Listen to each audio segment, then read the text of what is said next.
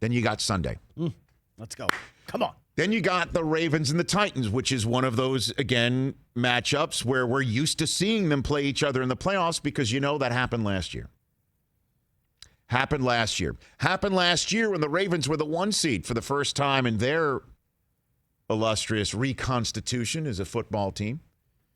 Their birth in Baltimore. 1 seed. And they had the MVP of the league in Lamar Jackson, who for the second straight year, despite all of that, got one and done. Got one and done and did not look good again in a win-or-go-home game. The concept of getting Baltimore down, letting them have to work for their points fast, come back from a deficit. Can they do it? Certainly if, once again, the Titans are going to place their offensive fingers in that bowling ball and roll it down the lane, named Derrick Henry, who comes into this year hotter than last year, which is amazing to say because he was on fire last December. But this guy comes in off of a game in which, if he didn't fumble, he could have had 300 yards rushing, or if the Titans didn't get a huge play late in the game to save their bacon, there could have been overtime in this game. Could have been overtime in that game in Houston. And guess what? If that had happened, he could have had 300 yards rushing. He could have had the single season and single game records for rushing on the same day. That's how hot he is. And Tannehill's coming in, and they're less of a mystery this time around. And we know what's coming, and A.J. Brown's better this year than he was last year. Defense not as good, that's for sure. That's for sure. And the Ravens have a hot running back this time around in J.K. Dobbins. We'll see what this rookie can do. Yeah, Jonathan Taylor's not the only Big Ten rookie running back that's going to have a big role to play on Super Wildcard Weekend. And here comes J.K. Dobbins. I'm looking forward to this. Calais Campbell was one of the first offseason's moves made in the entire NFL. The Ravens got him for this game. They were sick and tired of watching Derrick Henry hit his head on the goalpost. Can't wait for this one. Middle of the afternoon, who are the Chicago Bears? Who is Mitchell Trubisky? Is this his moment? Is this his moment? I'll tell you what, last time Nick Foles was in this building, it's because the Bears got double doinked by his team to get into the Superdome. And if it wasn't for Alshon Jeffrey having a ball go through his hands and picked off by the Saints, Eagles could have won that game.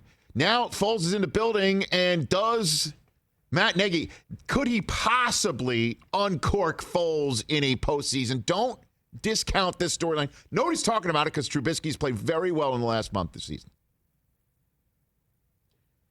But here comes Matt Nagy, right, and this Bears team trying to be the latest to add to the nightmare season finishes for a Saints team that is going to hopefully get Alvin Kamara back from COVID in time and Michael Thomas back from another injury in time. Or it doesn't matter because the Saints have been winning with their defense this year mostly anyway. Is it Breeze's last ride? It sure looks like it. Can't wait for this game in the Superdome because the Saints have some Super Bowl intentions. Can the Bears upset the apple cart?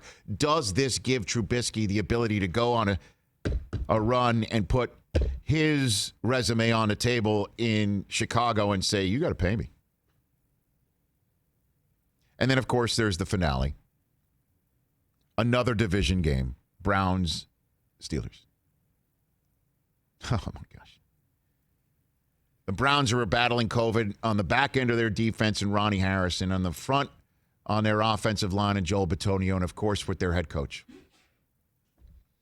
The head coach who has changed the culture, the head coach who is plugged into Baker Mayfield, the head coach who's been selling so much that the Browns and their fan base have been lapping up and buying, and Kevin Stefanski. He won't be there. It'll be Alex Van Pelt who calling the plays.